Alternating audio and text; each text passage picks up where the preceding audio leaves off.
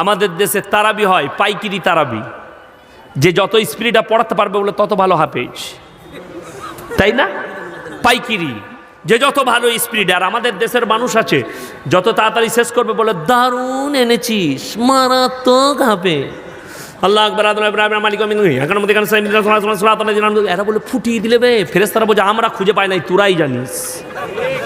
এই তো আমাদের নামাজ। রুকু করছে হাফেজ সাহেব, সুবহান রাব্বিয়াল আযীম, সুবহান রাব্বিয়াল আযীম, সুবহান সামি আল্লাহু লিমান হামিদা, তখন মুক্তাদির একবার হয় না সুবহান সুবহান সুবহান। ঠিক বলছি না ভুল বলছি? আমি মজাক করিনি, কোরআন শোনাবো, আমার বাপের ডায়েরি নয়, কান খুলে শুনবেন। আমি বোম্বেতে 12 বছর তারাবি শুনিয়েছি। কত বছর বললাম? 12 বছর। রাত্রি 9টায় শুরু করতাম, এক পারা পড়তাম, 3 ঘন্টা সময় লাগতো।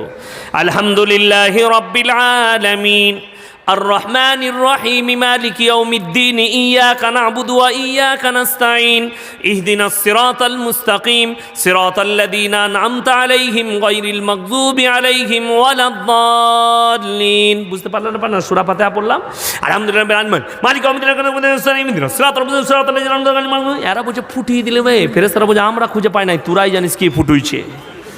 আর কোরআন খুলেলেন, আমার আল্লাহ রাব্বুল আলামিন কোরআনে বললেন 18 পারা, যাদের বাড়িতে মানে কোরআন আছে খুলবেন। 18 পারা প্রথম পৃষ্ঠা প্রথম আয়াত, কাদাবলাহাল মুমিনুন, হে আমার নবী শুনে নাও, ও প্রকৃত মুমিন কারা?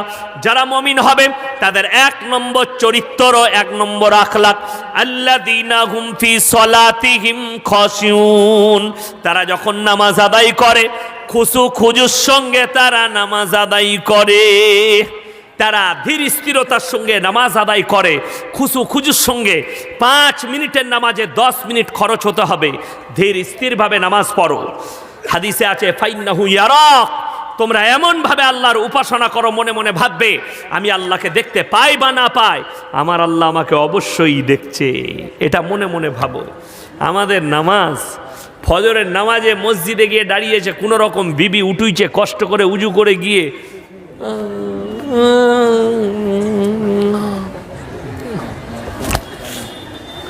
এই তো নামাজ আমাদের, তাই না?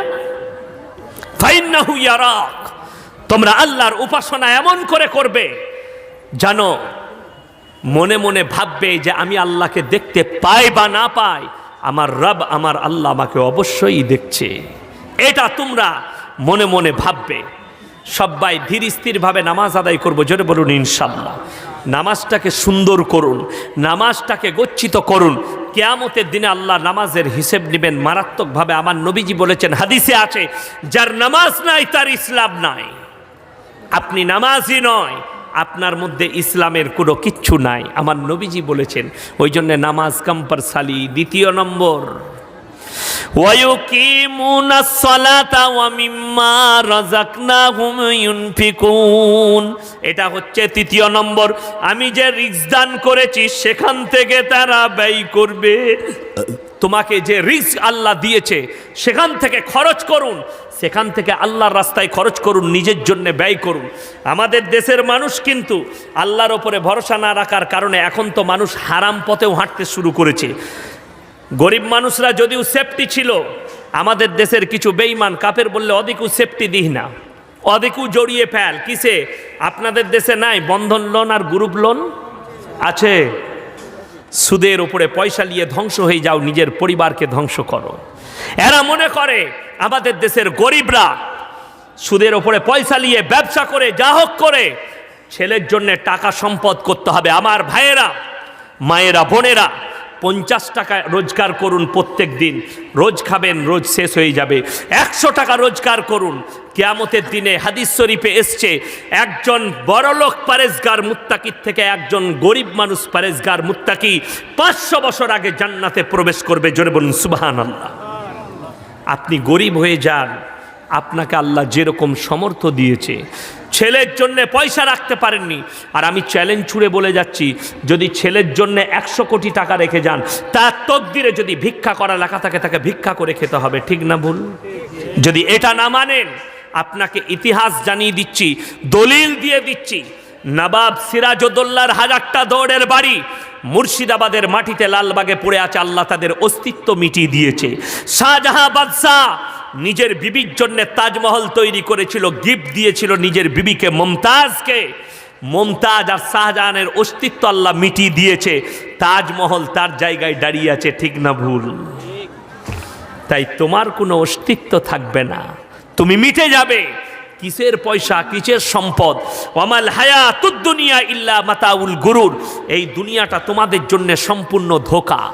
আমাদের দেশের গরিবরা মনে করে বড় লোকরা ভালো মন্দ খায়, বিরিয়ানি, মুরগা, মুসাল্লাম, পোলাও খায়, আর গরিব মানুষরা খালি কি খায়? শাক ভাত খায়, আলু ভাত খায়, তাই না? রুজির মালিক সকলে জোরে বলুন কে? আল্লাহ। আরো জোরে বলুন কে? একমাত্র আল্লাহকে যদি বিশ্বাস করেন, যদি এটা যাদের বিশ্বাস নেই তাদেরকে বলবো সকালবেলায় উঠে শামসি বাজারে যাবেন, সকালবেলায় উঠে ভালুকা রোডে যাবেন, সকালবেলায় উঠে মালদা টাউনে যাবেন।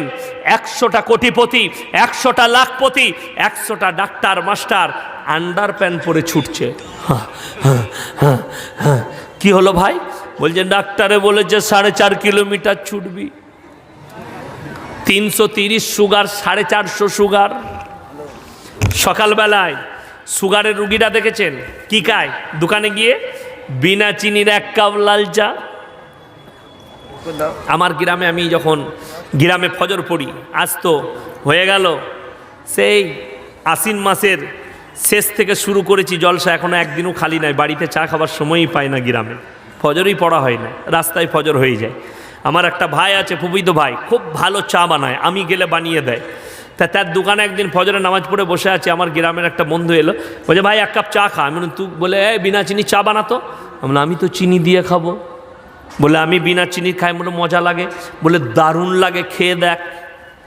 আমি বললাম ছাগলে মুখ দেবে না ওটা। ঠিক বলছি না ভুল বলছি? বিনা চিনির চা ছাগলে মুখ দেবে? ওটা ফেরে পড়ে ভালো লাগছে, সুগার হয়েছে বলে। তা না হলে কখনো বিনা চিনির চা ভালো লাগে? ওটা ফেরে পড়ে লাগছে। সকালবেলায় ডাক্তারকে গিয়ে রিপোর্ট দেখিয়েছে, স্যার 350 সুগার, কি খাবো? ডাক্তারের লিস্ট বানিয়েছে, সকালবেলায় 1 কাপ বিনা চিনির লাল চা খাবি, 1 মুঠো সাদা চিড়ে ভাজা, নাহলে 2টো ক্রিম কেক আর বিস্কুট। বললে স্যার যদি একটা দেশি মুরগির ডিম সিদ্ধ, বললে ছোঁয়া যাবে না। তারপরে কি খাবো স্যার? বললে বেলা 12টার সময় 1 কাপ চালের মাপা ভাত খাবে, তার সঙ্গে গরুর মাংস বললে ছুতে পাবি না, মুরগি বললে ধারে পাশে যাবি না, খাসি বললে স্বপনে ভাববি না। কি খাবো স্যার?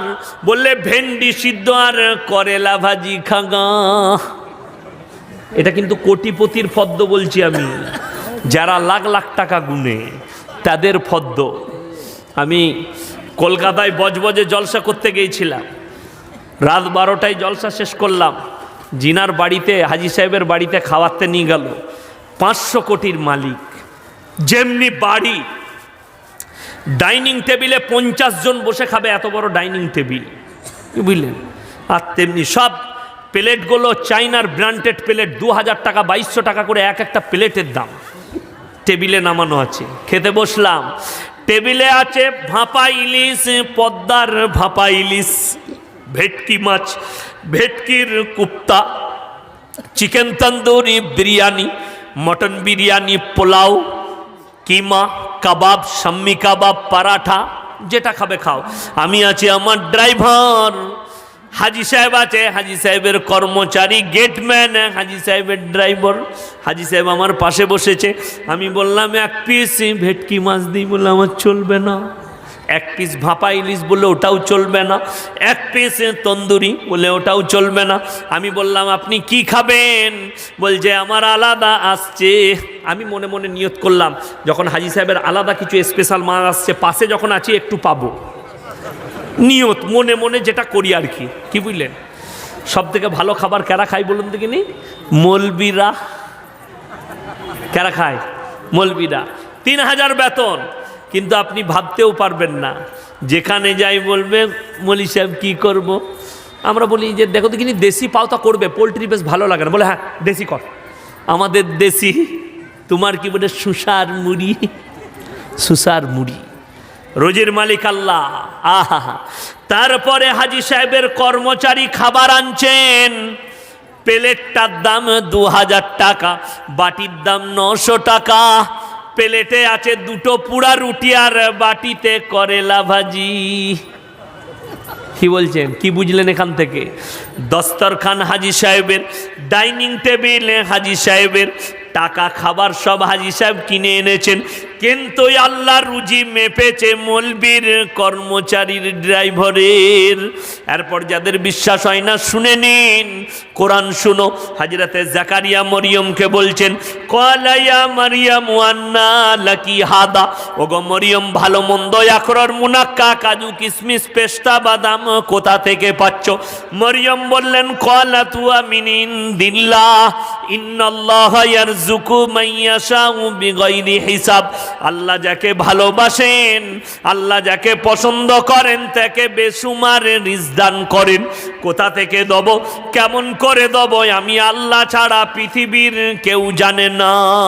যাদের বিশ্বাস হয় না শুনে নিন, আমার আল্লাহ অপর জায়গায় বললেন, ইন্নাল্লাহা ইনদাহু ইলমুস সাআ ওয়া ইউনাজ্জিলুল গায়থ ওয়া ইয়ালামু মা ফিল আরহাম ওয়া মা তাদরি নাফসুম মাযা তাকসিবু গাদা ওয়া মা তাদরি নাফসুম বিআইয়ি আরদিন তামুত ইন্নাল্লাহা আলিমুন খবীর। হে আমার বিশ্বনবী বলে দাও, আজ থেকে 10 বছর আগে 2012 সালে একজন লন্ডনের বৈজ্ঞানিক পৃথিবীকে হকচকিয়ে দিয়েছে, 72 ঘন্টার মধ্যে পৃথিবীটা ধ্বংস হবে বলেছিল না, বলেনি? লন্ডনের পপ বৈজ্ঞানিক। শুনে নাও হে আমার ইমানদারেরা, আমার ভাইয়েরা, আমার মায়েরা, বোনেরা। আর আমার আল্লাহ কোরআনে বললেন, সূরা লুকমান শেষ আয়াত, শেষ পৃষ্ঠা, ইন্নাল্লাহা ইনদাহু ইলমুস সাআ ওয়া ইউনাজ্জিলুল গায়থ। কিয়ামত কবে হবে আমি আল্লাহ ছাড়া পৃথিবীর কেউ জানে না। ওয়া ইয়ালামু মা ফিল আরহাম, আর মায়ের গর্ভে বেটা আছে না বিটি, বিকলাঙ্গ না কালো, খুড়া আছে না ভালো আছে, আমি আল্লাহ ছাড়া পৃথিবীর কেউ জানে না। ওয়া ইয়ালামু মা ফিল আরহাম ওয়া মা তাদরি নাফসুম মাযা তাকসিবু গাদা ওয়া মা তাদরি নাফসুম বিআইয়ি আরদিন তামুত। কোথায় কত মিলিমিটার বৃষ্টি বর্ষণ হবে আমি আল্লাহ ছাড়া পৃথিবীর কেউ জানে না। কার কোথায় মৃত্যু হবে, কার কোথায় কতটা রুজি মেপেছি আমি আল্লাহ ছাড়া পৃথিবীর কেউ জানে না। আমাদের দেশের ইগুলো দেখেছেন, আবহাওয়া দপ্তরগুলো বৈশাখ মাস এলেই খালি ওদের শুরু সেন্টার, কি বলে, উত্তর পশ্চিম দিক থেকে বাংলাদেশের ওপর দিয়ে মালদা, মুর্শিদাবাদ, হাওড়ার ওপর দিয়ে একদম উড়িষ্যার বর্ডার হয়ে 180 কিলোমিটার গতিতে ঝোড়ো আবহাওয়া, বজ্রসহ বিদ্যুৎ বৃষ্টিপাত হতে পারে, বলে না খবর? দেখা গেল সেই দিনে মাল ফাঁকা চলে গেল। আর যেদিনে বললে আজকে কোনো সম্ভাবনা নাই, আকাশ একটু মেঘলা থাকবে, আবহাওয়া ঠান্ডা থাকবে, সেদিনে তোলপাড় মাচিয়ে দিলে বলে এই মালটা ছিল কোথায়, বলে ওটাই আমাদের জানা নাই। তার নাম আল্লাহ। আপনি অবাক হবেন, সবের মালিক, রুজির মালিক সবাই বলুন কে? আল্লাহ। নিয়ত করলেন আজ থেকে আমরা হালাল রুজির সন্ধান করব, হালাল মাল ইনকাম করব, আমার সন্তানের মুখে হালাল রুজি তুলে দেবো, 1 টাকা ইনকাম করব যেন আমার হালাল হয়, মরণের পরে যেন কবরটা শান্তি হয়। যারা মনে মনে ভাবছেন আমার সন্তানকে বড়লোক করব, আমার সন্তানকে কোটিপতি করব, তারা কান খুলে শুনে নাও, সূরা লুকমান শেষ রুকু, ইয়া আইয়ুহান নাসু তাকু রাব্বাকুম ওয়াখশাউ ইয়াওমান লা ইয়াজজি ওয়ালিদুন আন ওয়ালাদি ওয়ালা মাউলুদুন হুয়া জাযিন আন ওয়ালিদিহি শাইয়্যা। হে আমার বিশ্বনবী বলো, কিয়ামতের দিনকে তোমরা ভয় করো, যেদিনে বাপ বেটার কোনো উপকারে আসবে না, বেটা বাপের কোনো উপকারে আসবে না, কেউ কারুর জন্য এতটুকু উপকার করতে পারবে না। সেই দিনটা একবার মনে মনে করুন, সেই দিনে আমার কি হবে, যেদিনে বাপ বেটার উপকারে আসবে না, বেটা বাপের কোনো উপকারে আসবে না। আমার ভাইয়েরা, অনেক বাপ আছে, মা আছে, আমাদের দেশের মানুষ ছেলের যৌতুক চাইতে যায় না, বেটার বিয়েতে পণ লিবে, যৌতুক লিবে। আমি একটা জালসায় বলেছি, যারা বেটার বিয়েতে যৌতুক নিতে চাও, যৌতুক নিলে পাপ হবে, তার থেকে ভালো সহজে পয়সা ইনকাম হবে, দাড়িগুলো চেঁচে দিয়ে একটা শাড়ি পরে মালদা টোল ট্যাক্সে দাঁড়িয়ে যাবে, হাততালি মারবে, অনেক টাকা দিবে লোকে। বুঝতে পেরেছেন না পারেননি? হিজড়ে তার থেকে অনেক ভালো কাজ। নিজেকে আপনি পাপী ভাবছেন। আজকে কষ্ট হয় আমাদের সমাজের দেখে, মেয়ের বাবাকে কষ্ট দেয়। মেয়ে যদি বাপের ঘর থেকে কিছু না আনতে পারে, শাশুড়িরা খুঁটা দেয়, কথা বলে ভিখারির ঘরের বিটি কিছুই আনতে পারেনি। ওই সমস্ত শাশুড়িরা শুনে রেখে দাও, তোমরা কবরে যাওয়ার পরে বুঝতে পারবে সে ভিখারির বিটি না তুমি ভিখারির বিটি। নিজের সন্তানের জন্য কেউ পাপ করতে যাব না, জোরে বলুন ইনশাআল্লাহ। হালাল রুচি যেটুকু হবে, আমার সন্তানের তকদিরে যেটা আছে আমার সন্তান সেটা পাবে। যদি তকদিরে না লেখা থাকে তার পাবার কোনো আশা নাই। ঠিক বলছি না ভুল বলছি? যদি আর প্রমাণ নিতে চান, আপনাদের গ্রামে এখন এরকম লোক আছে 150 বিঘে জমির মালিক আছে কেউ? আছে 150 বিঘে জমির মালিক আপনাদের এখানে আছে কেউ? নাই। আমার বর্ধমানে চলুন, আমি দেখিয়ে দেবো। বর্ধমান জেলায় 200 বিঘে জমির মালিক, 300 বিঘে জমির মালিক, এখনো পর্যন্ত 150 বিঘে জমির মালিক বর্ধমান ডিস্ট্রিক্টে আছে। আমার চোখে দেখতা আমাদের বর্ধমানে 200 বিঘে জমির মালিক, তাদের সব শেষ হয়ে গিয়ে তাদের ছেলেরা চায় কাপ ধুচ্ছে, তার নাম আল্লাহ। সব মিটিয়ে দিয়েছে আল্লাহ, চায়ের কাপ ধুচ্ছে, তার নাম আল্লাহ। আপনি যদি আপনার সন্তানকে 1 টাকাও না দিয়ে যান, তার তকদিরে যদি কোটি টাকার মালিক হওয়া লেখা থাকে, সে কোটি টাকার মালিক হবে সে। আর যদি 100 কোটি দিয়ে যান আর তার তকদিরে যদি ভিক্ষা করা লেখা থাকে, তাকে রোধ করতে পারবেন না, তাকে ভিক্ষা করেই খেতে হবে আমার আল্লাহ যদি তার তকদিরে লেখা থাকে। আমাদের দেশের মানুষের ওপরে দুঃখ কি জানেন? 1 লাখ টাকা বেতন পায়, 1 লাখ টাকা। আল্লাহর ওপরে এদের এতটুকু বিশ্বাস নাই। কত বেতন পাই বললাম? 1 লক্ষ টাকা বেতন পায়। সকালবেলায় উঠে বর্ধমান থেকে লোকাল ট্রেন ধরে কলকাতায় চাকরি করে, বাসে গিয়ে চাকরি করে, হাওড়া স্টেশনে নেমে চট বিছিয়ে বসে, ছিঁড়া চট বিছিয়েছে, অ্যাটার্চি খুলে আংটি বিক্রি করছে, আংটির পাথর বিক্রি করছে। এটা নিলে তোমার ভাগ্য ফিরে যাবে, এটা নিলে তোমার বেটা ছেলে হবে, এটা নিলে তোমার অমুক হবে। হাতটা দেখিয়েছে। শুনে রেখে দেন এই মুসলমান ভাইরা, কেউ যদি হাত দেখাও, কেউ কি কোনো গণককারকে, সে বেঈমান হয়ে যাবে, তাকে কালমা পড়ে মুসলমান হতে হবে। লিখেলেন, কাগজ থাকে তা চ্যালেঞ্জ। তার ইমান নষ্ট হয়ে গেল, তাকে কালমা পড়ে মুসলমান হতে হবে। কেউ যদি গণককারকে হাত দেখান, অবাক। শুনেলেন খালি তথ্যটা, ছিঁড়া চট বেচিয়ে আংটির পাথর বিক্রি করছে, যে 1 লাখ টাকা বেতন পায়, সে হাত দেখিয়েছে। তোমার বিরাট গোলমাল, ভাগ্য গোলমাল যাচ্ছে, একটু গোলমাল আছে। বলে কি করতে হবে তাইলে? বলে এক কাজ করো, এই পাথরটা নিয়ে যাও, তোমার ভাগ্য ফিরে যাবে। কেউ একবারও বলতে পারে না ওই ভাগ্যর পাথরটা তোর গলায় বাঁধ, কাল থেকে মমতা খালার পাশে থাকবি। তুই কেন ছিঁড়া চটে বসে আছিস? বুঝতে পেরেছেন না পারেননি? যে ভাগ্যের পাথর দিচ্ছে সে ছিঁড়া চটে বসে।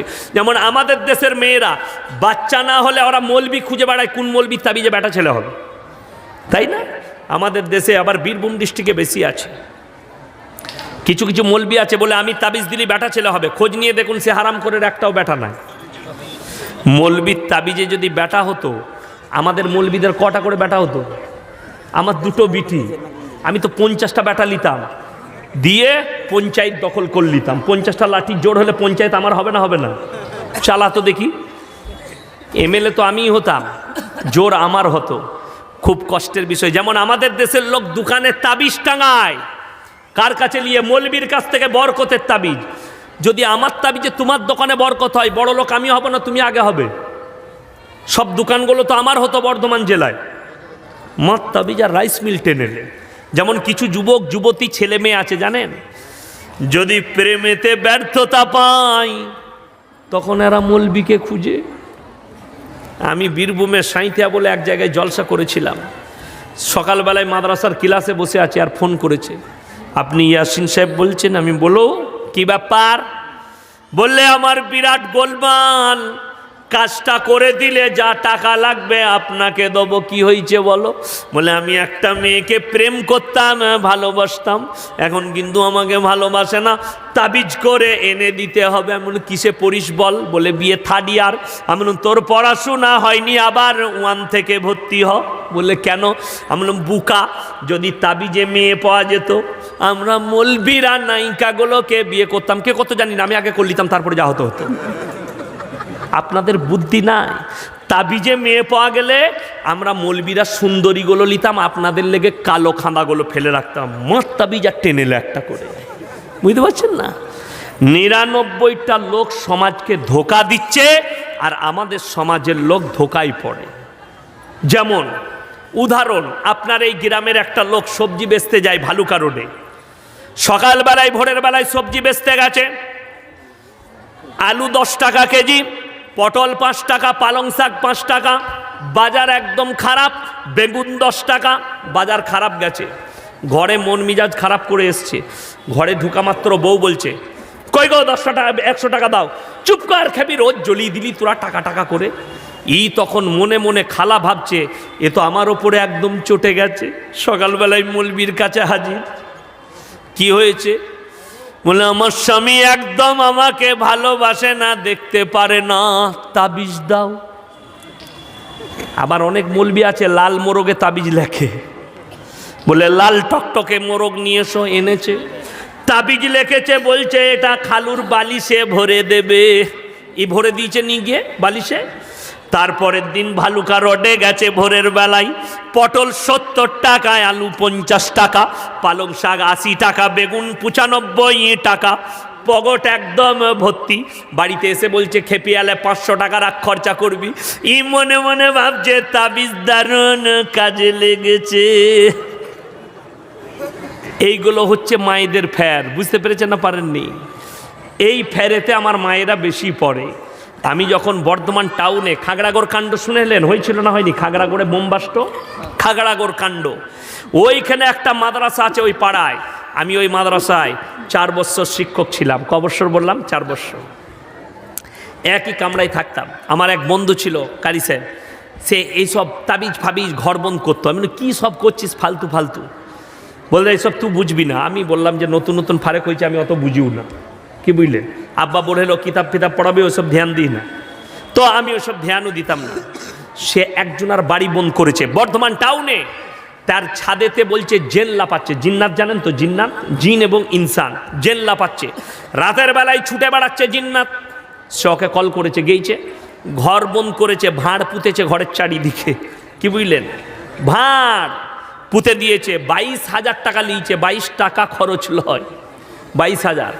নতুন মোটরসাইকেল বার করে নিয়ে চলে এসছে, মাদ্রাসায় হাজির। 3 দিন পরে রাতের বেলায় 12টার সময় তারা ফোন করেছে, হুজুর উঠুন। কি হয়েছে? বলে, আবার মাল লাপাচ্ছে, এখনো যায়নি।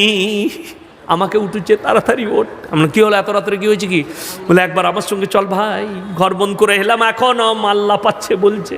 আমরা, কি ফের হলো দেখ, এই রাতের বেলায় জেনের কাজ, চল যাই। তার মোটর সাইকেলে চাপলাম। আমি বলে, গাড়িটা কোথায় কিনলি? বললো, ওই টাকাতেই কিনেছি। আমি বলে, এটাও আবার জেনের টাকা, কি গোলমাল হয় দেখ।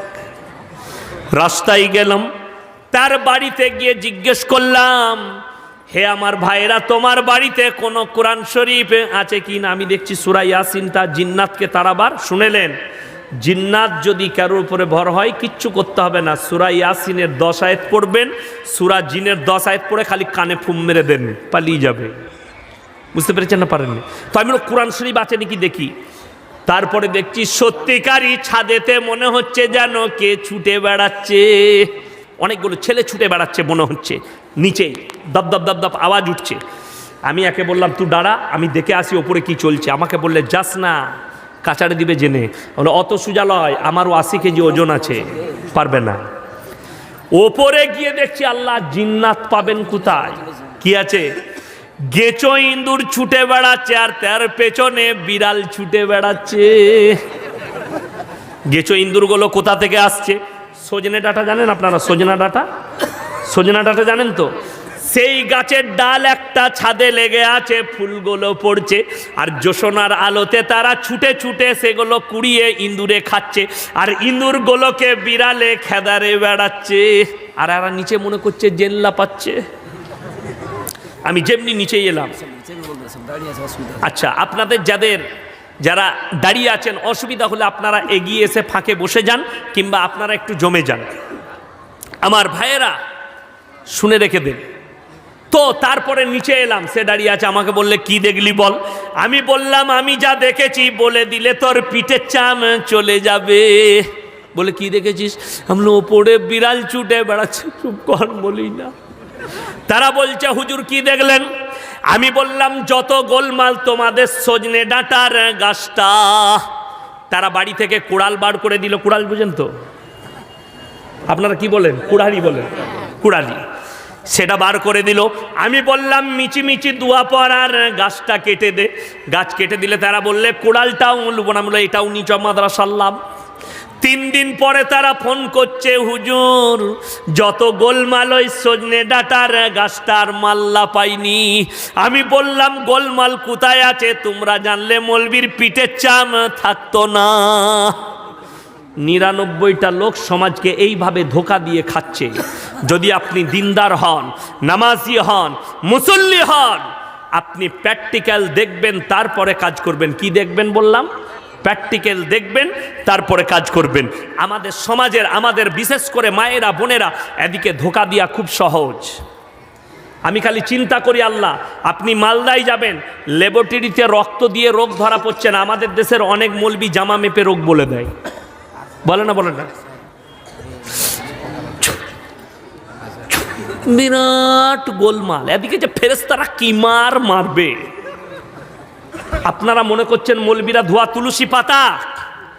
আমার মতো 100টা মৌলবি কিয়ামতের দিনে ধরা পড়বে। কটা বললাম? কথা বলুন। 100টা মৌলবি ধরা পড়বে। যদি বলেন কোরআন শোনান, আপনাদেরকে শুনিয়ে দেই। আল্লাহ কোরআনে বলেছে। আপনি বলছেন আমাদের দেশের লোক বলে মৌলবি কি করে চিনবো, কোনটা 2 নম্বরই কোনটা 1 নম্বরই? আপনি বুঝতে পারবেন, আপনাদেরকে বুঝিয়ে দিই। আমার আল্লাহ রাব্বুল আলামিন কোরআনে বললেন সূরা বাকারা, ইন্নাল্লাযীনা ইয়াকতুমুনা মা আনজালাল্লাহু মিনাল কিতাব ওয়া ইয়াশতারুনা বিহি সামানান কলিলা উলাইকা মা ইয়াকুলুনা ফি বুতুনিহিম ইল্লান নার ওয়া লা ইউকাল্লিমুহুমুল্লাহু ইয়াওমাল কিয়ামাতি ওয়া লা ইউযাক্কিহিম ওয়া লাহুম আযাবুন আলীম। হে আমার বিশ্বনবী বলো, পৃথিবীর ওই সমস্ত মৌলবীরা কিয়ামতের দিনে ফেরে পড়বে যারা আল্লাহর আয়াতকে লুকিয়ে দেয় নিজেদের পেট ভরানোর জন্য। আমার কোরআনকে গোপন করে, আমার কথাকে গোপন করে নিজেদের পেট চালাবার জন্য। ওই সমস্ত মৌলবীকে কিয়ামতের দিনে আমি আল্লাহ কঠিন আযাবে মুবতালা করব। তাদের গর্দনটা ধরে বিনা হিসাবে তাদেরকে জাহান্নামে নিক্ষেপ করা হবে। এরপরে বলবেন আপনাদের মধ্যে কোন মৌলবী নিজের পেট ভরাচ্ছে শুনে লাও। যে বলবে নামাজ পড়ো আর না পড়ো, রোজা রাখো আর না রাখো, আল্লাহকে ডাকো বা না ডাকো, আমরা অবশ্যই তোমাদিকে জান্নাতে নিয়ে যাব। হাঁস নিয়ে এসো, মুরগি নিয়ে এসো, ডিম নিয়ে এসো, ছাগল নিয়ে এসো। বুঝতে পেরেছেন না পারেননি? অনেক মায়েরা রওজা থানে দরগায় চলে যায় হাঁস মুরগি ডিম নিয়ে, বলে জান্নাতে যাব। নামাজও নাই, রোজাও নাই, দিনদারিও নাই, কিছুই নাই, বলে গড়াগড়ি মার।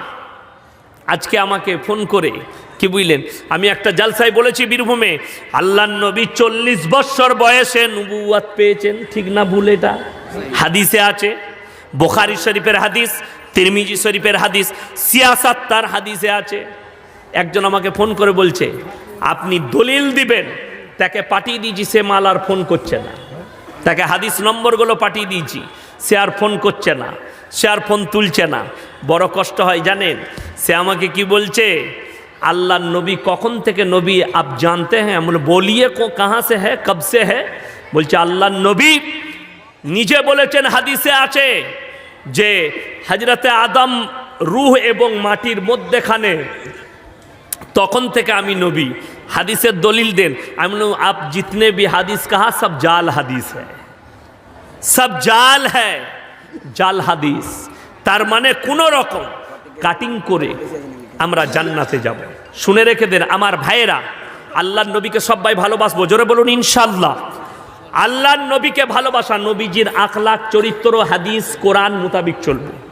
এটার নাম লয়। রাজা বান্দাকে ইবাদত কার হবে? তাড়াতাড়ি বলুন, জোরে বলুন। এই ইবাদত কার? আরো জোরে বলুন। ইবাদত একমাত্র আল্লাহর জন্য হবে। আমরা নিজের মাকে ভালোবাসি না বাসি না? বাসি। মায়ের জন্য আমার জান কুরবান। আমার মায়ের জন্য কেউ কথা বললে মেনে নেব না। স্ত্রীকেও ভালোবাসি না বাসি না? সবাই বাসবেন, জোরে বলুন ইনশাল্লাহ। যদি কেউ নিজের বউকে বলে তোমাকে এত ভালোবাসি, মা বলতে মন যাচ্ছে, বউ ঝাঁটা করে মারবে না? মারবে না? কথা বলুন, ভালোবেসে বউকে মা বলা যাবে? যাবে না। দুটো ভালোবাসার মধ্যে আসমান আর